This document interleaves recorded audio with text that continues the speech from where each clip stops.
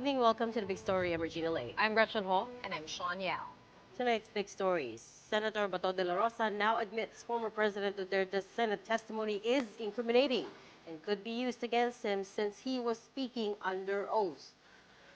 The PNP says it will begin investigating Duterte's admissions about the Davao death squad, just as word comes that the Senate transcript of the hearing has been submitted to the International Criminal Court. And in the weather, Super Typhoon Leon moves closer to northern Luzon with the wind signal warnings now as high as number 4 and the threat of storm surges raised over Cagayan and Batanes.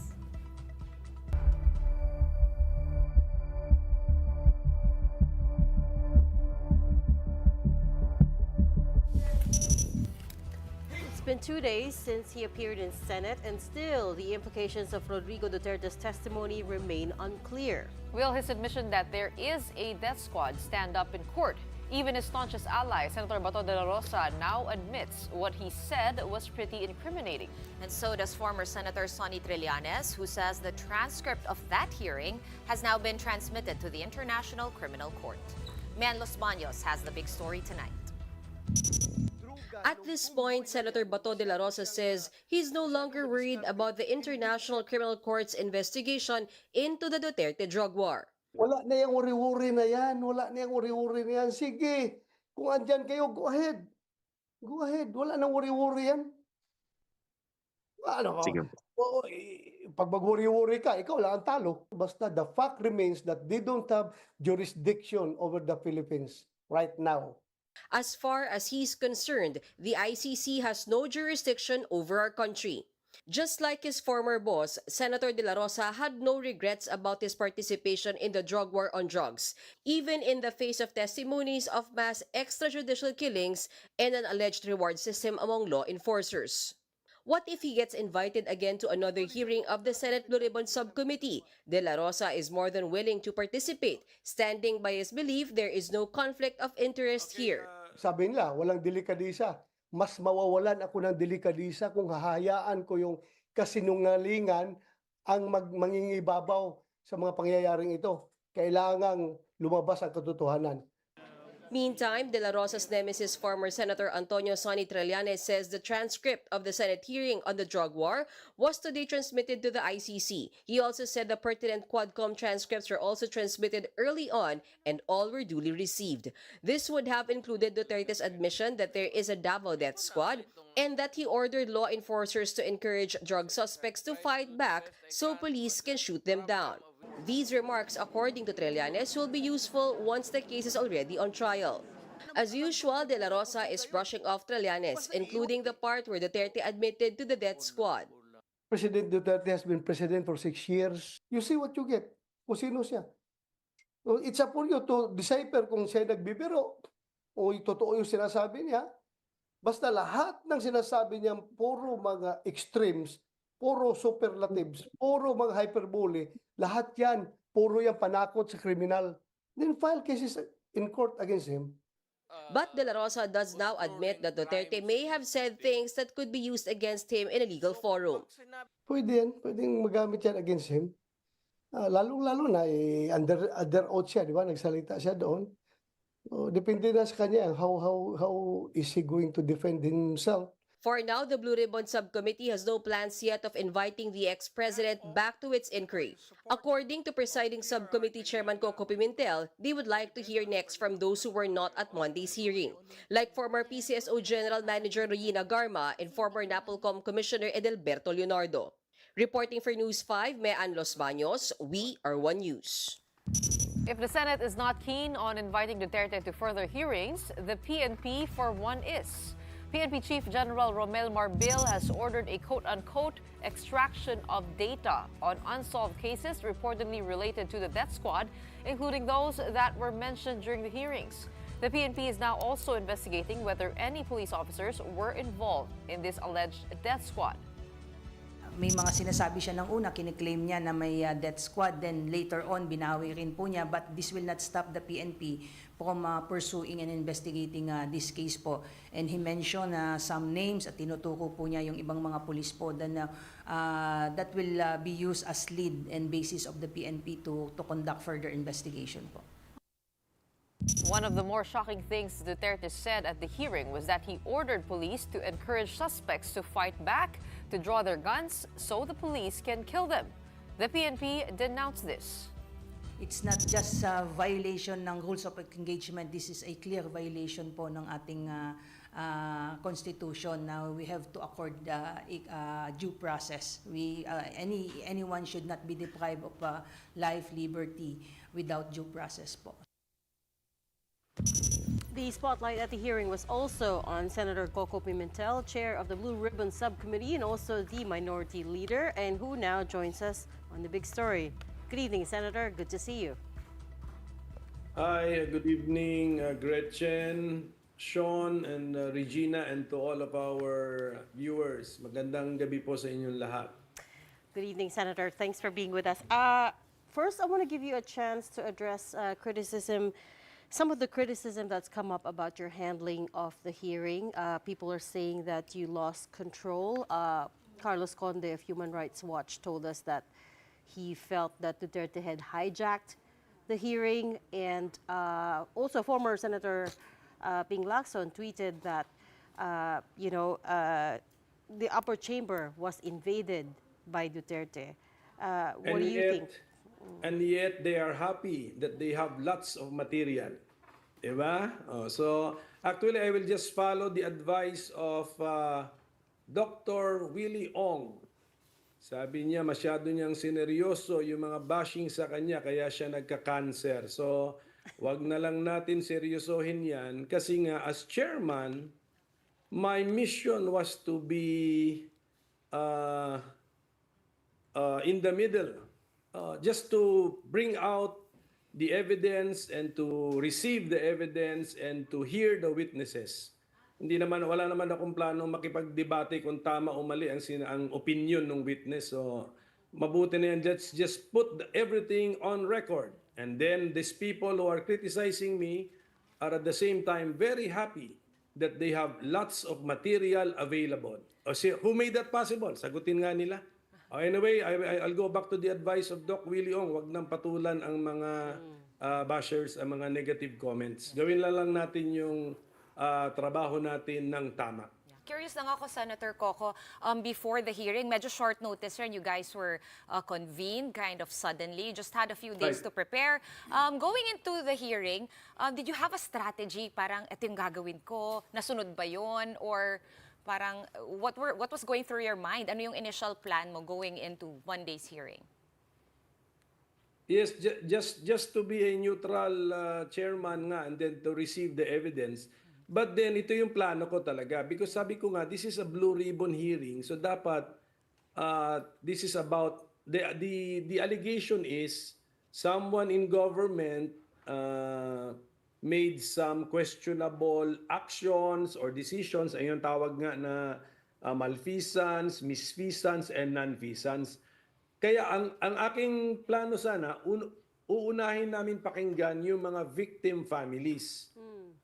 Umangal yung mga kasama ko. Kasi daw we have a former president in our midst.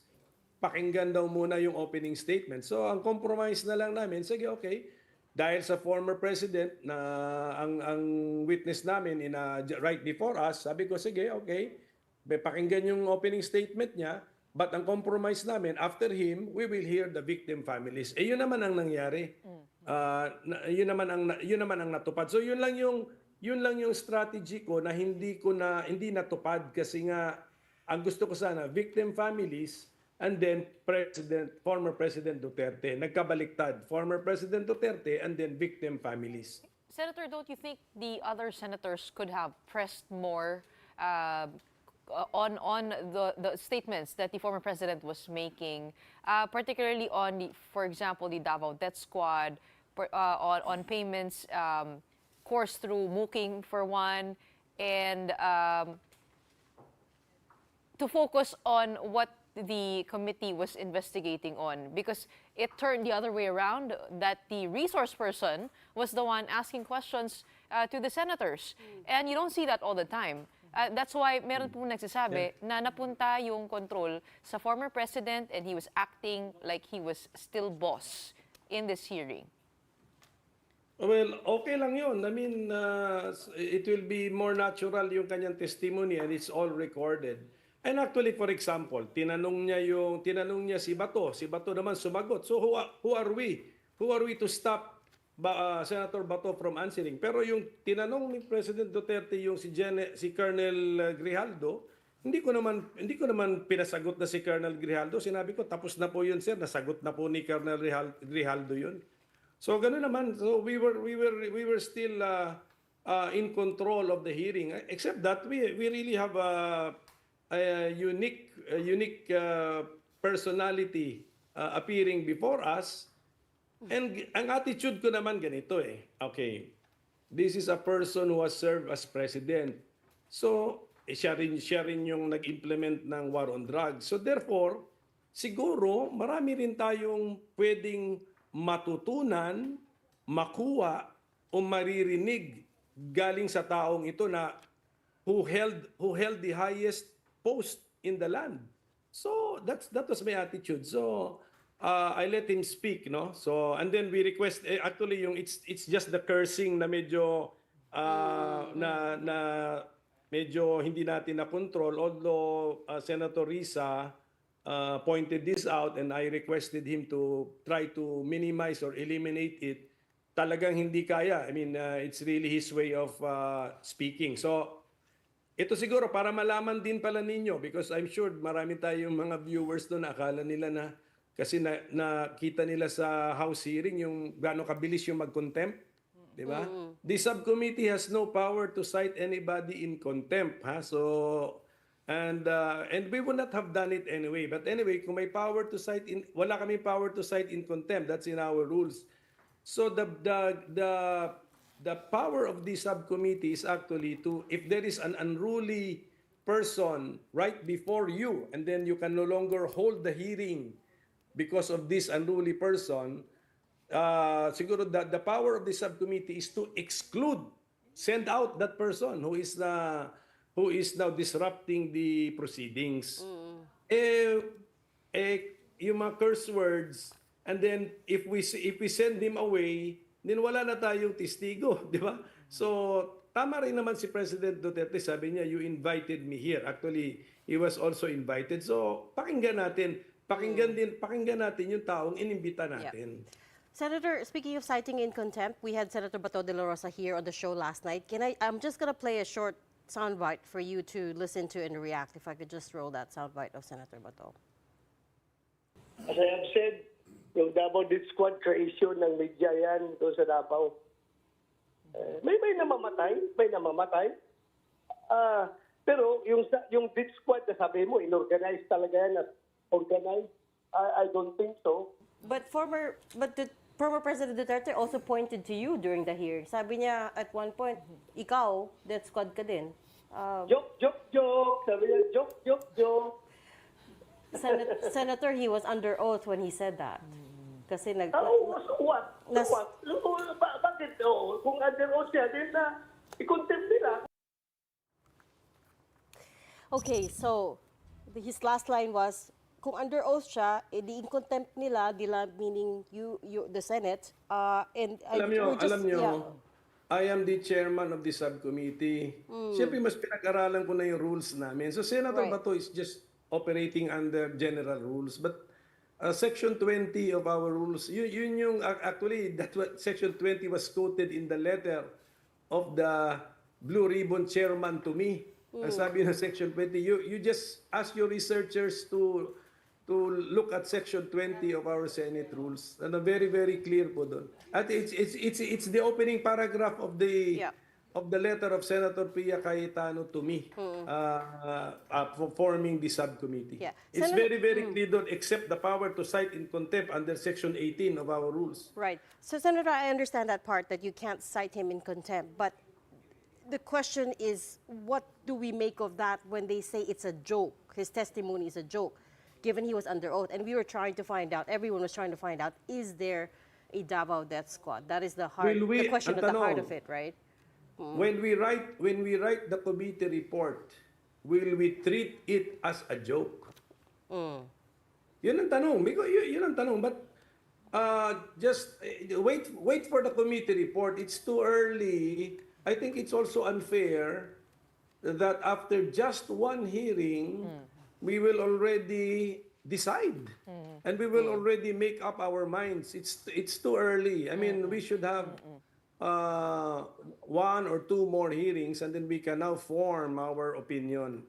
That's why I appreciated your earlier news report that the PNP is moving, because I really intend to invite the PNP chief in the next hearing kasi tatanungin ko nga siya. Now that you are the chief, what are you doing? Oh, you were, and then tatanungin din natin siya. What was your rank and position during the Duterte administration? Oh, and then siyempre mas lower level pa siya noon, di ba? And then tatanungin natin siya. Oh, when you were at that rank and position, did you hear this talk about this reward system? Senator, To be clear, this is PNP Chief General Romel Marbil.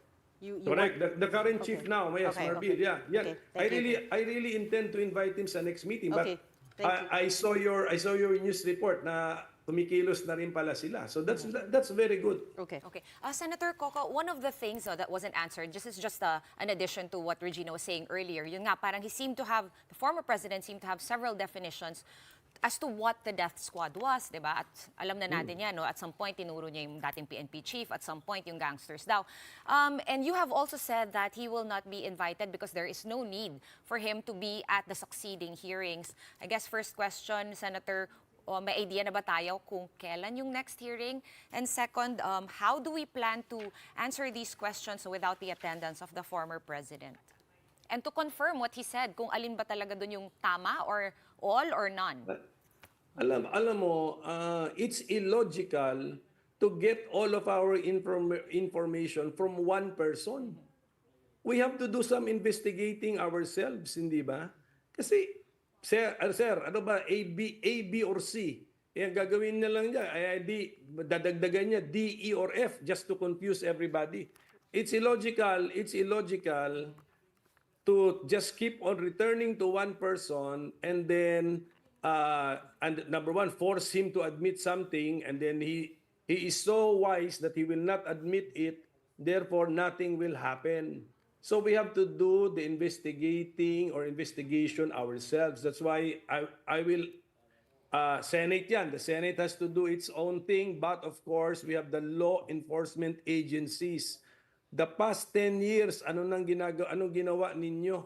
The past 8 years or 10 years, Then sa next hearing, on the question on the next hearing, I was disappointed during the first hearing that Garma did not show up and Leonardo, but they had reasonable or legitimate excuses. So we are reasonable people, so we understand and we will allow it. But the next hearing must be scheduled in such a time or a period that Garma and Leonardo will be present before us.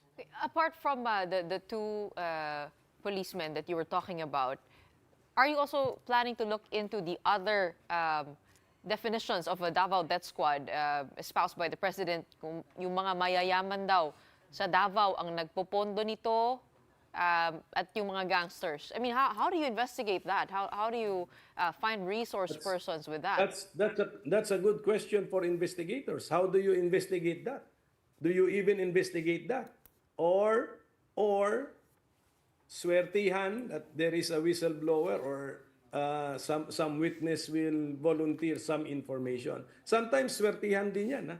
So that's a very good question. But then relax lang muna tayo. Basta yung investigators natin ready, and then we pursue the topics. But of course, you cannot force the facts to come out if the statement is not true. Di ba? What if it is not true? How can all of a sudden then we can produce the witnesses? So we will just pursue and then investigate. We will rely on the very experienced investigators. Tignan natin yung lead. Ang tawag yata dyan, lead. If there are leads that we can follow. Yeah. But if there is no lead that we can follow, wag natin pilitin because ayaw naman natin din na we are not, ano lang tayo rito, we are just an impartial chairman of an investigation and we want to receive as many testimony and evidence which are credible, credible evidence. We want as much credible evidence that we can get. Yeah. Senator Coco, I know you have to leave by 8:30, but just one last question very quickly. Former Senator Sonny Trillanes says the transcript of the Senate hearing has been transmitted to the ICC. The transcripts of the Quadcom hearings were previously transmitted already and duly received. I wonder if you know anything about this. I need to ask the Blue Ribbon staff, okay? Remember, I am not the chairman of the Blue Ribbon. I am just a chairman of a subcommittee. So I need to ask the staff kung if someone has formally asked for the for certified true copies of transcript and other records. Senator, I know you are a minority leader, but taking a look at the Senate hearing, it seems though that there were not enough voices to challenge the allies and also the former president. I mean, if taking a look at the whole power dynamic inside the room, do you think the senators could have done better and could do better in the hearings to come? And you ask them because I gave all of them 10 minutes each. So how they use the time given to them, they should be you asked to explain how they use the time given to them. So at saka, of course, the agenda is not really to pin down the former president, diba? So kanya-kanya, the agenda is to make him appear before us and hear his testimony. So one senator might want to ask some very sharp or very difficult to answer questions. One senator would probably want to praise the former president. So I gave them equal time. You ask them why they used their time that way, the way that they used it. So sagutin na po nila yon sa kanilang mga audience o sa kanilang mga constituents. Okay. Well, thank you for allowing us to press you tonight and for making time for us. We're going to have to leave that there. Thank you so much for your time. Senator Coco Pimentel, lead of the Senate probe into the Duterte drug war. Up next, we bring you a live update from Santa Ana, Cagayan, which is under threat of a storm surge due to Super Typhoon Leon. Stay with us.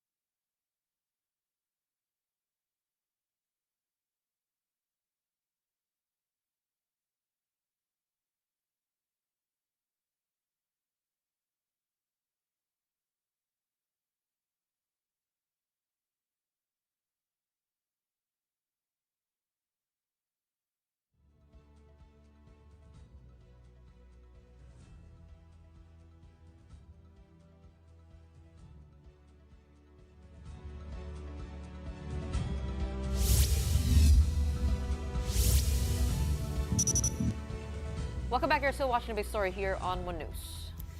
Unfortunately, what we have feared has come to pass. Tropical Cyclone Leon has now turned into a super typhoon, and it is currently skirting northern Luzon. The massive Eye of Leon, international name Kongray, is packing winds of up to 185 kmh with gustiness of up to 230 kmh.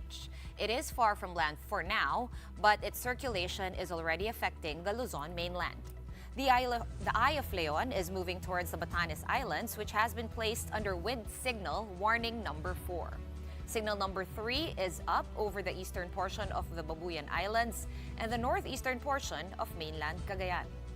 The rest of the Babuyan Islands, the rest of mainland Cagayan, the northern portion of Isabela, Apayao, Kalinga, the northern and eastern portions of Abra, the eastern portion of Mountain Province, and Ilocos Norte are all under signal number 2.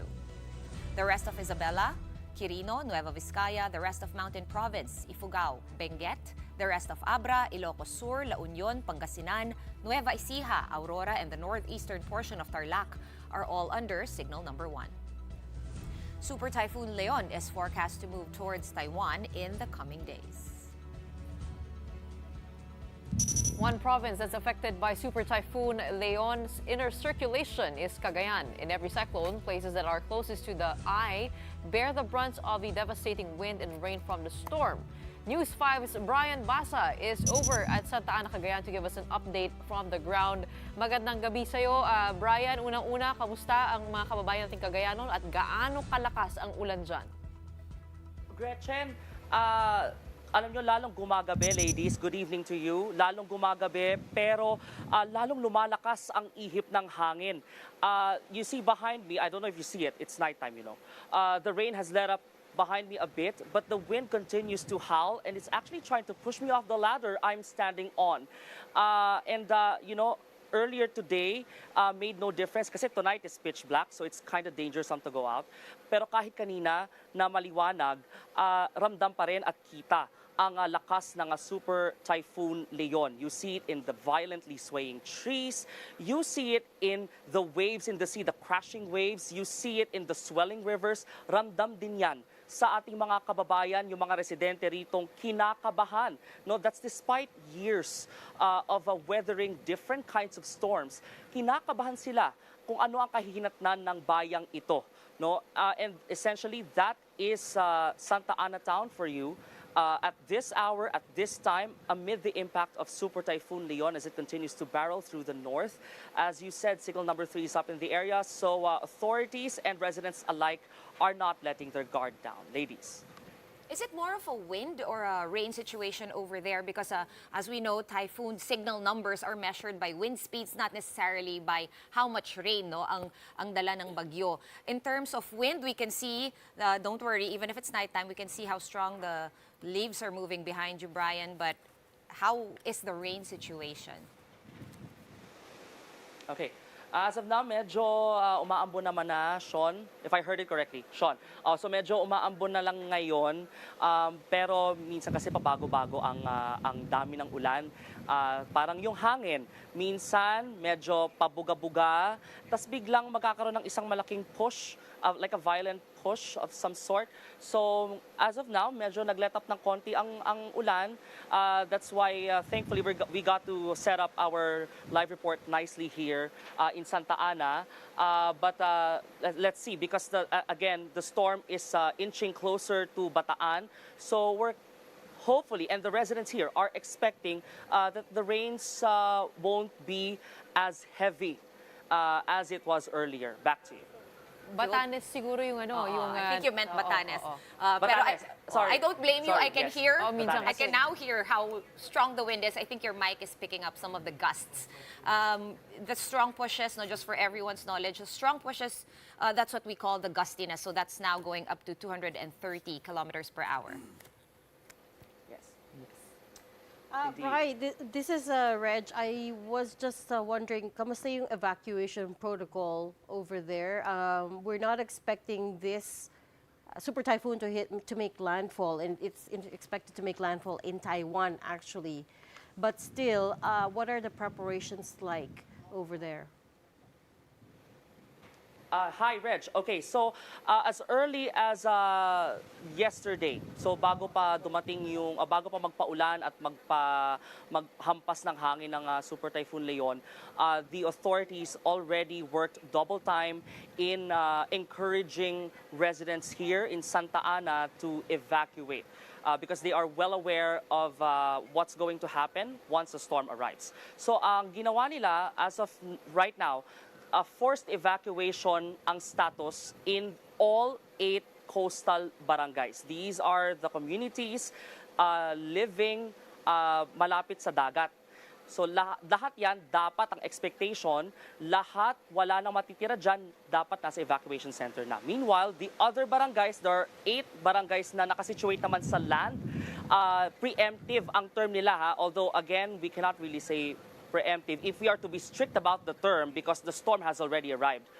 Pero the point is parang more of encouraging, voluntary ang evacuation dun sa 8 barangays na nakasituate dito sa land or which are farther from the coast.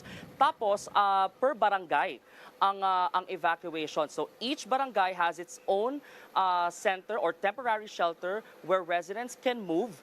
And then kapag nagkapunuan doon, when they get filled up, they can occupy the municipal evacuation center next, which is located at the heart of Santa Ana. And then we asked, of course, the MDRMO, what if hindi pa rin sapat ang municipal evacuation centers? They can use schools and other government facilities as evacuation centers. Now, I know this has been a question since yesterday, no, yung naval base, because there is an EDCA site here in Santa Ana, the Camilo Osias Naval Base, which is located sa dulo ng Santa Ana.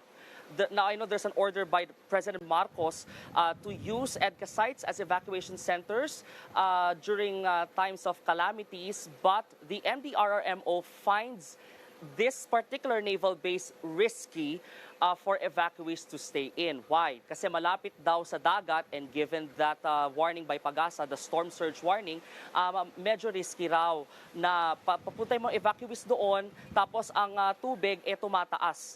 So, yun ang gagamitin nilang last resort, kumbaga. Back to you. Now, Brian, it's good news and good to see that you're okay, that everybody seems very much prepared, and that there are no rains behind you. That's a good sign, and we hope everybody survives tonight. Thank you so much for that report. Stay That was safe, Brian. News 5's Brian Basa reporting from Santa Ana, Cagayan.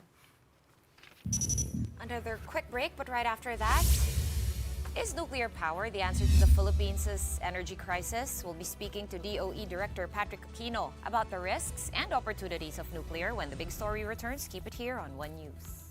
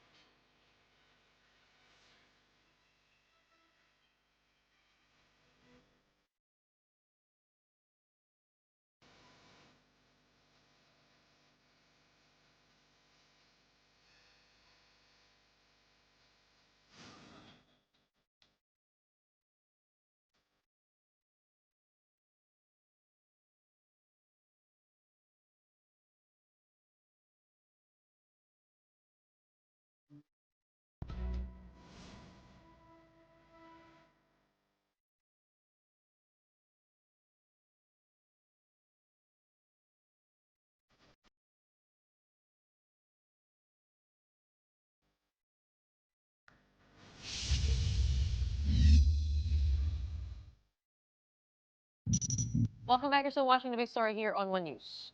The Philippines and South Korea have signed an agreement to conduct a feasibility study to explore the revival of the Bataan nuclear power plant. The BNPP in Morong, Bataan was actually Southeast Asia's first nuclear power plant, finished in 1986.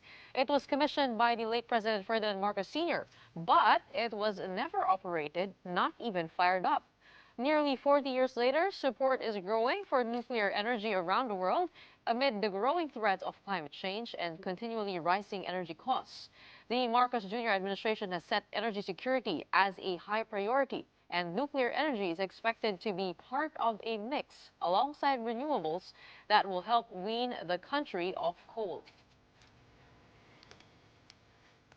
But the big question is, does the Philippines have what it takes to manage the risks of a nuclear power plant? Let's dive into that a bit. We are joined tonight by Patrick Aquino. He is the director of the Energy Utilization Management Bureau over at the Department of Energy. Director Patrick, good evening and thank you for joining us. Yeah, good evening, madams, and thank you for having me tonight. Okay. It's good that we have you tonight because the weather is really bad up north, and every time there are these adverse and extreme weather events, we always rethink how smart is it really if we do go and invest in nuclear? Is it really suited for a country that's at the front lines of all these climate risks? The primary goal of having it in the energy mix that we've included it in the Philippine Energy Plan 2050 is that it's part of our portfolio. It is a low carbon option for us.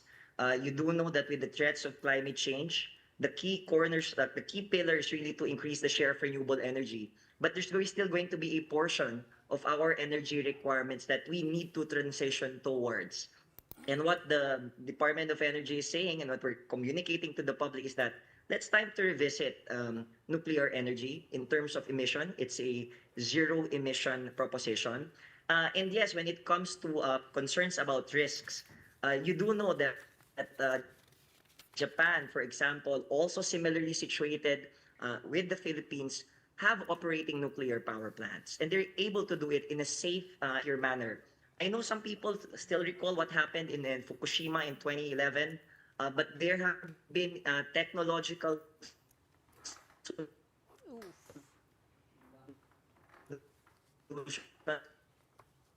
and interventions that have with having that conversation. We lost you for a bit there, Director. I assume you were talking about the new technology around small modular reactors that make it safer for nuclear power plants to run. But let me come back to the news peg, which is the Philippines and Korea signing an agreement to launch a feasibility study into reviving Bataan nuclear power plant. Two questions there for you. Why Korea? What makes Korea the right partner for a feasibility study? And how long do we anticipate this to go on for?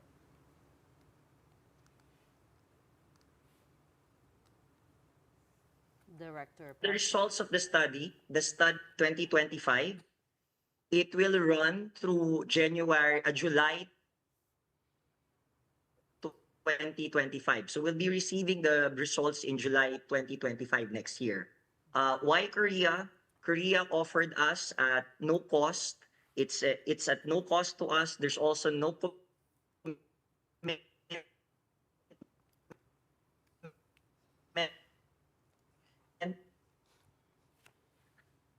Seems we have a very, very choppy signal For the with our guest Philippines. tonight. But it's been a long conversation about nuclear energy, right? We've been hearing about it, the Bataan nuclear power plant not being used since 1986. Essentially, takot ang Pilipino So when there's we hear two nuclear issues power. around nuclear power: high upfront costs and safety. So high upfront costs is it's going to take billions of dollars, not pesos, just to revive Bataan. We saw the pictures, right? The technology is It's like stepping back into a time machine. The It's technology literally a is from Stanley the Kubrick movie. 1980s. 80s. Exactly, Yeah. right? I You have step into actually the been control inside. room, Yeah. and it looks like, oh wow, I've stepped back in time. They have the rotary phones, things that you see in an old movie. So imagine having to fire that up and to upgrade all of that to revive Bataan, right? That's going to take billions of dollars. Do we now have Director Patrick Aquino Yes. again? Okay, there he is. Yeah. Okay, great. With respect, that's right. We've commissioned a survey on how the public perceives nuclear. And what we can tell you, Madam, is that, yeah, on top of this, even from 2019, when we had that perception survey and awareness, the real concern is on the upfront costs. And what we'd like to highlight, let's say, on this feasibility study that's being done by KHNP is that will also offer us possible financing options. Because it's very clear that we would require a large amount of money to bring this in. And what's different now from the previous conversation is that we are also joined by our private sector partners. So the private sector is also actively looking at government, looking at what we're seeing, and we're just paving the way essentially for them that the regulations, the safety, and then of course the messaging to the public is there. So our goal, that leads me to actually why I wanted to jump into it. That's why we're holding this Philippine International Supply Chain Forum next month from November 13, 14, and 15. We're actually bringing in countries that have been in the nuclear space for quite some time, like the United States, Canada, France, South Korea, and Japan, so that our people, whether it's the academe, the private sector, will have an opportunity to interact and hear about the latest trends. It's also giving emphasis on making sure that our private sector partners have access to the information, the same information that us in government will have. And we're inviting everyone. If you're not able to join us physically, we will be streaming some of the panels and portions of it. Again, it's going to be on November 13, 14, and 15 in Soler North. It's the Philippine International Nuclear Supply Chain Forum.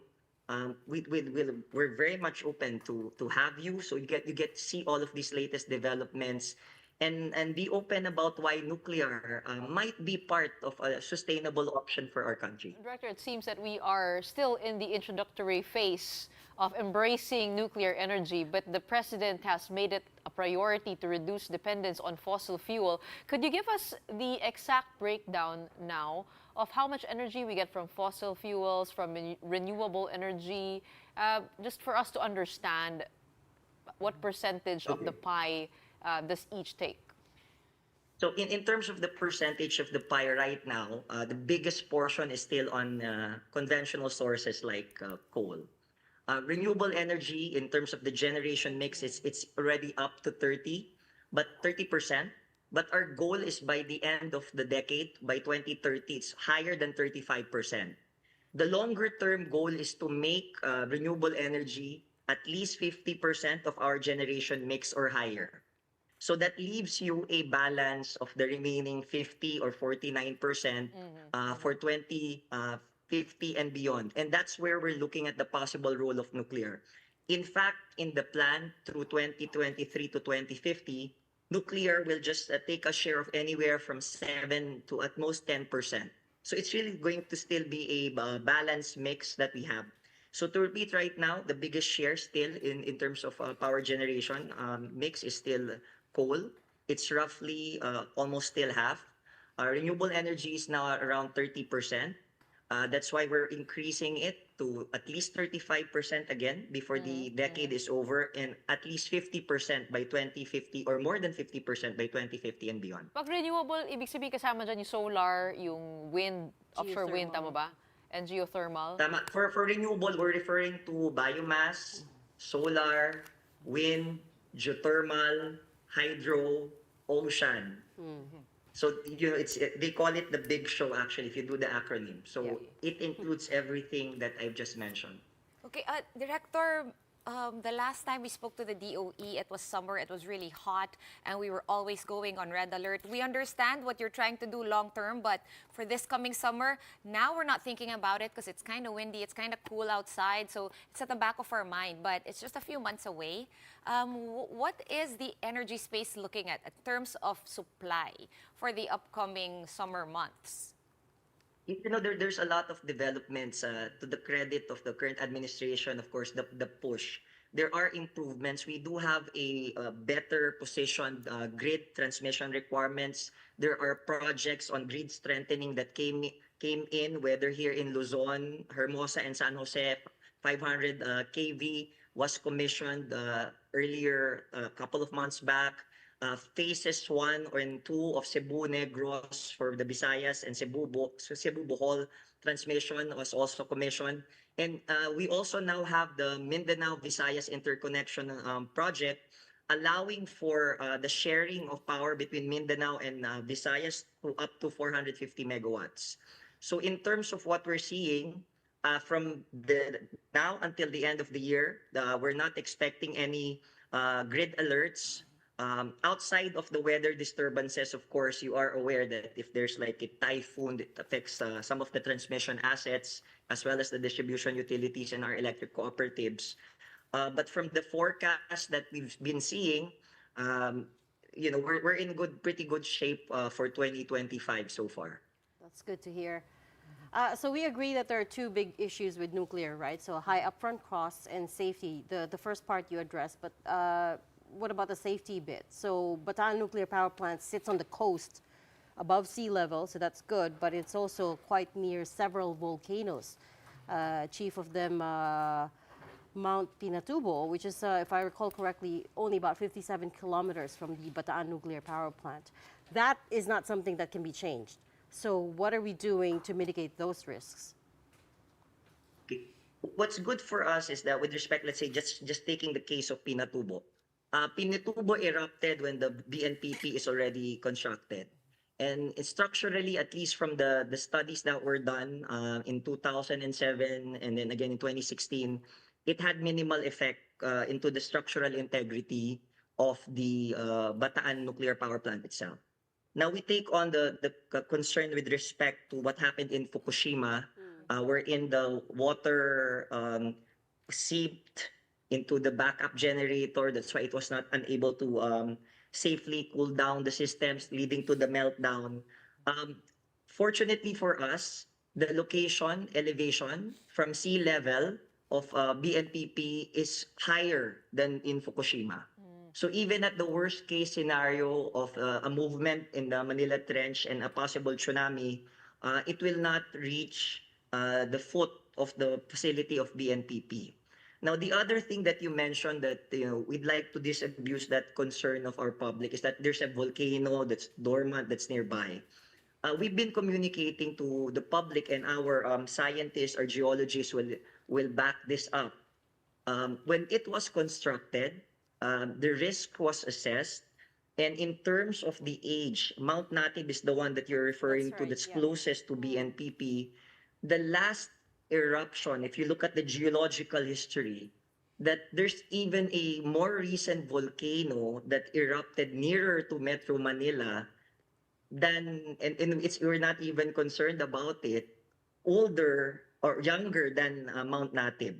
But I won't go into the technicalities of it, but our goal really is to communicate to the public that for every concern that we have on nuclear, there are scientific and technological interventions that can be done so that it can be safely operated. But Director, why push for Bataan? Why not just build these newer technology like the modular reactors, for example? Smaller, we can spread it out. We are an archipelago. I believe there was also a study already done earlier, more than a decade ago, and it said it would take billions of dollars just to revive that plant. Wouldn't that money just be more wisely spent on building another facility instead of trying to revive, a lot of people are calling it a white elephant? You know, the question we wanted when the previous administration came in, and even under this administration, our goal is to put final closure to it. And this would be the more or less the final study because this will go into everything that you are just exactly mentioning to us. It will look at the technical side. It will look at, can you really operate it? Can you really rehabilitate it? And if the answer is yes, how much? If it's so expensive, will it make economic sense for us to do so? Wouldn't it be better for us to just build a new power plant? Those are exactly the topics of that MOU that will be conducted under the one that was signed with KHNP the other month.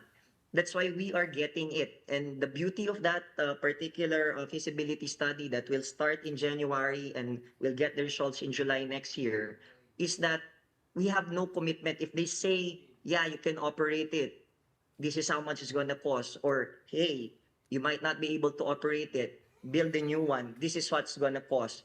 That option would have some financing considerations already. Because let me just go back, the top of concern, even from 2019 when we had that perception survey, it's not even on the safety, it's on the cost. So front and center, we're really pushing that the results of this upcoming feasibility study will give us that answer as well as a financing option for us, so that Okay. the strain on our resources will also be not as immediate as people are concerned about. Well, of course, we do know there's some nostalgia there with the president having his father. This one was an Commissioned by uncompleted Ferdinand Marcos Sr., project yes. by his So father. it's essentially an unfinished family business for President Bongbong Marcos. Well, we should find out once and for all whether or not it can be revived by June or July of next year. And That's right, ma'am. That's what we will be presenting to the public. But speaking of options and speaking of cost efficiency, there's a proposal in the House of Representatives to develop the West Philippine Sea as an offshore wind power source. Is that also a good alternative? Will that bring us a good amount of energy from renewables? So I think you have to give so much credit to the current administration and the leadership of Secretary Lotilio, because one of the first things that they've done is really come out with a framework for offshore wind. And right now we have awarded quite a number of service contracts for offshore wind in several corridors of potential here of Luzon, whether it's in northern or in the other side, other seaboard. And yes, we've also even made improvements in our renewable energy service contracting, recognizing through a legal opinion. We've even amended and updated our service contracting rules to allow for greater foreign direct investments, 100% foreign ownership, for example, for some types of renewable energy service contracts. So we're really bringing in attention to reach our targets of at least 35% renewable energy in our power generation mix by 2030, and at least 50% or more than 50% from 2050 and beyond. all right. On that note, thank you so much for joining us tonight. Keep an eye out for that report. And we will call you back as soon as June or July comes around. Patrick Aquino, Director of the Energy Utilization Management Bureau of the Energy Department, thank you so much for your time. And before we say goodbye, here is our big picture tonight. And this one is all the way over at the other side of the world, where storms are also leaving cities devastated. Here are pictures of devastating scenes in Valencia, Spain. Cars piled up on top of each other like a junkyard. Cars hanging on fences. And railways buried and rendered useless under debris. This is how the city looks like after yesterday's massive floods. The thing is, in just a few hours, a year's worth of rain fell on the city, dumping a total of 500 millimeters of water. Imagine that. 500 millimeters of water, that's actually more than what the Bicol region got from Typhoon Christine, or at least the outer cloud bands of Typhoon Christine. Well, good news is that we don't see any rainfall over in Santa Ana. We hope it stays that way. And A year's worth of rain. I was just trying to look it up. Wow, a year's worth of rain fell in a few hours. That is very scary. And it's And again, obviously it's not coming back kasi to our- 2 months eh. 2 months worth of rain fell in one day. Yeah. That's So- right. We were measuring it hour by hour, right? And it was just above 460 millimeters total, or 483, I believe. So that's a 2-month allowance for Bicol, which is in the tropics. If you compare it to Valencia, Spain, that's a year's worth of rain at 500 That's why the millimeters. cars were all piled Yeah. up like that. They don't have, I think, the infrastructure.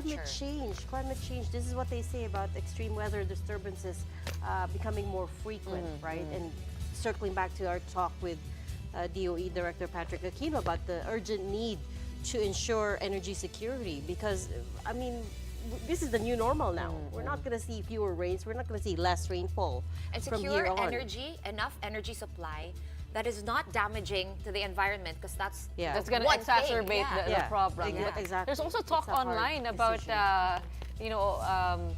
trying to dissect all of these pronouncements by weather forecasters, yung separating wind strength from rainfall. And now it feels like we're getting a science lesson every day.